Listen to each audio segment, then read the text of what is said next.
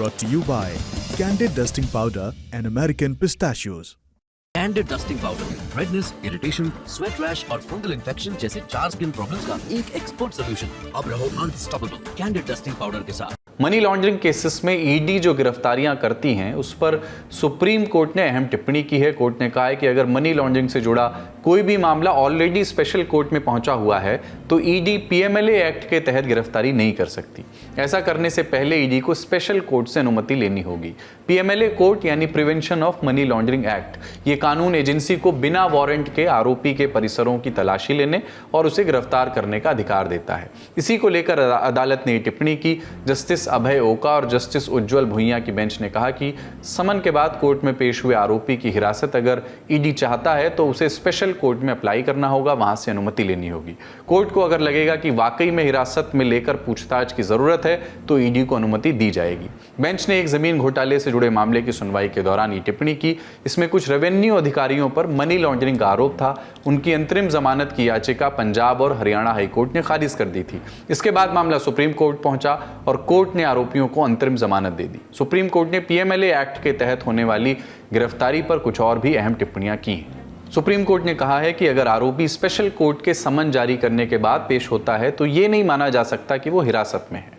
जो आरोपी समन के बाद अदालत में पेश हो गए हैं उन्हें जमानत के लिए अलग से आवेदन करने की जरूरत नहीं है, क्योंकि तब आरोपी पर पीएमएलए का वो सेक्शन 45 लागू नहीं होगा जो जमानत की प्रक्रिया को मुश्किल बनाता है, जटिल बनाता है। ऐसी स्थिति में अगर ईडी को उस आरोपी की हिरासत चाहिए तो उसे कोर्ट से ही कस्टडी मांगनी होगी। इसके अलावा सुप्रीम कोर्ट में दिल्ली के मुख्यमंत्री अरविंद केजरीवाल की गिरफ्तारी को चुनौती देने वाली याचिका पर भी सुनवाई हुई। जस्टिस संजीव खन्ना और जस्टिस दीपांकर दत्ता की बेंच ने कहा कि केजरीवाल को कोई विशेष छूट नहीं दी गई है। साथ ही ये भी जोड़ा कि वो फैसले के क्रिटिकल एनालिसिस और क्रिटिसिज्म का भी स्वागत करेंगे। इस मामले पर अगली सुनवाई 17 मई को होगी। अरविंद केजरीवाल जब से 1 जून तक की अंतरिम जमानत पर जेल से निकले हैं वे लगातार रोड शो कर रहे हैं और चुनावी भाषणों में भारतीय जनता पार्टी पर निशाने साध रहे हैं। उनके इन भाषणों पर भी कोर्ट में जिरह हुई। ईडी की तरफ से पेश हुए सॉलिसिटर जनरल तुषार मेहता, केजरीवाल की तरफ से सीनियर एडवोकेट अभिषेक मनु सिंघवी पेश हुए। बहस कुछ यूं आगे बढ़ी। मेहता ने कहा कि केजरीवाल चुनावी भाषणों में कह रहे हैं कि अगर आपको वोट दिया तो उन्हें 2 जून को जेल नहीं जाना पड़ेगा। जस्टिस खन्ना ने कहा कि ये उनका पूर्वानुमान है, इस पर हम कुछ नहीं कह सकते, हमारा ऑर्डर स्पष्ट है। इस पर मेहता ने कहा कि ये हमारे सिस्टम पर तमाचा है कि अगर आपने हमें वोट दिया तो हमें 2 तारीख को जेल नहीं जाना पड़ेगा, ऐसा कैसे हो सकता है। जस्टिस खन्ना ने कहा कि उनकी बातों से फर्क नहीं पड़ता, यहाँ महज कोर्ट का फैसला ही मायने रखता है। यहाँ बीच में सिंघवी ने टोकते हुए कहा उनकी यानी तुषार मेहता की दलील पूर्वाग्रह से ग्रसित है, मुझे उम्मीद नहीं थी कि वे इस हद तक जाएंगे। अगर उन्होंने इस संबंध में कोई एफिडेविट फाइल किया तो मैं भी उनकी सरकार के एक बड़े मंत्री के खिलाफ एफिडेविट फाइल करूंगा। हालांकि सिंघवी ने उस मंत्री का नाम नहीं लिया। इस पर जस्टिस खन्ना बोले कि जहां तक फैसले की बारीक समीक्षा का सवाल है तो हम इसका स्वागत करते हैं, इसमें कोई दिक्कत नहीं है, आपके अलग अलग विचार हो सकते हैं। हमने अपने फैसले में टाइमलाइन फिक्स कर दी है कि अमुक तारीख तक आप जमानत पर हैं और इस दिन आपको सरेंडर करना है।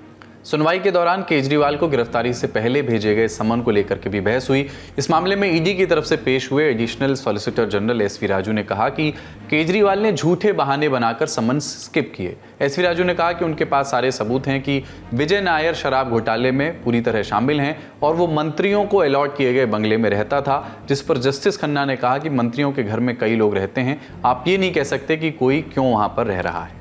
अगली सुर्खी पश्चिम बंगाल से। यहाँ राज्यपाल सीवी आनंद बोस पर यौन उत्पीड़न का एक और आरोप सामने आया है। इस बार आरोप लगाए हैं एक और महिला ने। मामला अक्टूबर 2023 का बताया जा रहा है। आरोपों में इस महिला ने बताया है कि वो पिछले साल यानी 2023 में एक कार्यक्रम में भाग लेने के लिए नई दिल्ली गई थी और वहाँ जिस होटल में वो रुकी थी वहीं राज्यपाल ने कथित रूप से उनका यौन उत्पीड़न किया। इससे पहले राज्यपाल सीवी आनंद बोस पर राजभवन की ही एक पूर्व कर्मचारी ने भी यौन उत्पीड़न के आरोप लगाए थे।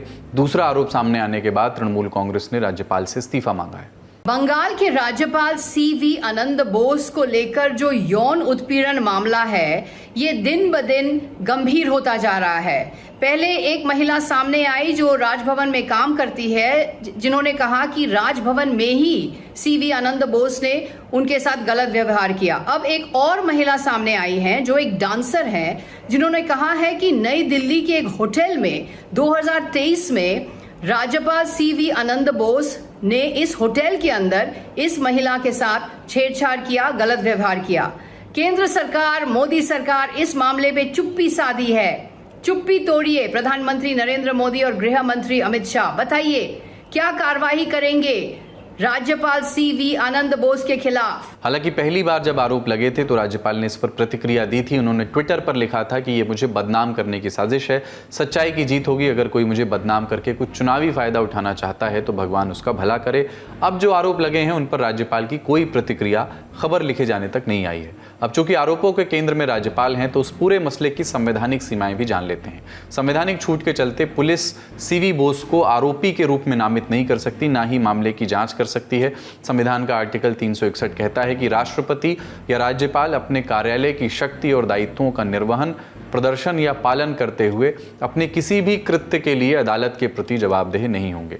मुकदमे, गिरफ्तारी और आपराधिक कार्रवाई से छूट देने का मकसद ये है कि राष्ट्रपति और राज्यपाल कानूनी चुनौतियों की फिक्र किए बिना निर्णायक होकर के अपने कर्तव्यों का पालन कर सकें। अनुच्छेद 361 का मकसद ये सुनिश्चित करना भी है कि राष्ट्रपति या गवर्नर अनुचित हस्तक्षेप या उत्पीड़न के डर के बिना अपना काम कर सकें। इससे सस्टेनेबल और कुशलतापूर्ण गवर्नेंस को बढ़ावा मिलता है। इस छूट की भी दो सीमाएं हैं। राज्यपाल के पद से हटने या इस्तीफा देने के बाद पुलिस एक्शन ले सकती है। ऐसे भी मामले सामने आए हैं जहां कार्यकाल पूरा होने तक आपराधिक कार्रवाई को रोक दिया गया हो। 2017 में सुप्रीम कोर्ट ने बाबरी मस्जिद मामले में बीजेपी के नेता लाल कृष्ण आडवाणी, मुरली मनोहर जोशी, उमा भारती के खिलाफ आपराधिक साजिश के नए आरोपों की अनुमति दी थी। तब उत्तर प्रदेश के पूर्व मुख्यमंत्री कल्याण सिंह को लेकर के सुनवाई नहीं हुई थी क्योंकि तब वो राजस्थान के राज्यपाल थे। सुप्रीम कोर्ट ने कहा था कि उनके राज्यपाल न रहने पर ही उनके खिलाफ आरोप तय करके एक्शन लिया जाएगा। दूसरी सीमा यह है कि भले ही आधिकारिक दायित्वों के लिए छूट मिली हो, लेकिन पर्सनल कैपेसिटी में किए गए गैर आधिकारिक कार्यों के लिए 2 महीने पहले लिखित नोटिस देकर सिविल प्रोसीडिंग शुरू की जा सकती है। इसमें कार्यभार संभालने से पहले के या बाद के मामले भी शामिल हैं। ये तरीका कानूनी उपायों का सहारा लेने से पहले बातचीत के जरिए समाधान की अनुमति देता है। अब जानते हैं लोकसभा चुनाव से जुड़ी दिन भर की अपडेट्स। कांग्रेस सांसद अधीर रंजन चौधरी ने एक बार फिर टीएमसी की मुखिया और पश्चिम बंगाल की मुख्यमंत्री ममता बनर्जी पर सीधा हमला किया है। 16 मई को अधीर रंजन ने कहा कि मुझे ममता पर भरोसा नहीं है, वो कभी भी भारतीय जनता पार्टी के साथ जा सकती हैं। दरअसल ममता ने 15 मई को कहा था कि लोकसभा चुनाव के बाद अगर इंडिया गठबंधन सत्ता में आता है तो वो उसे बाहर से हर तरह का समर्थन देंगी। ममता ने यह भी कहा था कि उनका ये समर्थन बंगाल कांग्रेस के लिए नहीं बल्कि दिल्ली में बनने वाली गठबंधन की सरकार के लिए रहेगा। इसी पर रिएक्ट करते हुए अब अधीर रंजन चौधरी ने ये बात कही है। मैं उनसे भरोसा नहीं करते, गठबंधन छोड़ के भागी उन्होंने, उनकी बातों पे कोई भरोसा नहीं। अगर बीजेपी की तरफ ज्यादा भारी रहे तो वो उस तरफ भी जा सकते। मुझे उनके ऊपर कोई भरोसा नहीं कि गठबंधन तोड़ने वाली ममता बनर्जी सबने देखा है। हरियाणा के कैथल में 16 मई को कांग्रेस ने परिवर्तन रैली आयोजित की। इसमें पूर्व मुख्यमंत्री और राज्य में नेता प्रतिपक्ष भूपेंद्र सिंह हुड्डा भी पहुंचे और एक बड़ा ऐलान किया। कहा कि प्रदेश में कांग्रेस की सरकार बनते ही पहली कैबिनेट में कर्मचारियों की पुरानी पेंशन स्कीम यानी ओपीएस लागू कर दी जाएगी। साथ ही कच्चे कर्मचारियों को पक्का करने की नीति भी बनाई जाएगी। उनका यह ऐलान विधानसभा चुनाव जो हरियाणा में प्रस्तावित हैं उसके लिहाज से तो अहम है ही, साथ ही लोकसभा चुनाव में भी ये कांग्रेस के लिए एक अहम बयान साबित हो सकता है। एक और महत्वपूर्ण खबर जिसका सीधे तौर पर चुनाव से संबंध नहीं है लेकिन इसकी चर्चा चुनावी बयानों में लगातार शामिल है। दिल्ली में मुख्यमंत्री आवास पर कथित बदसलूकी के मामले में आम आदमी पार्टी की राज्यसभा सांसद स्वाति मालीवाल ने 3 दिन बाद आखिरकार लिखित शिकायत दर्ज करवा दी है। 16 मई को दिल्ली पुलिस की एक टीम स्वाति के घर पहुंची और उनका बयान दर्ज किया। दिल्ली पुलिस की स्पेशल सेल के एडिशनल सीपी और additional DCP north Swati Maliwal के घर पहुंचे थे, जो यहाँ करीब 4 घंटे तक रहे।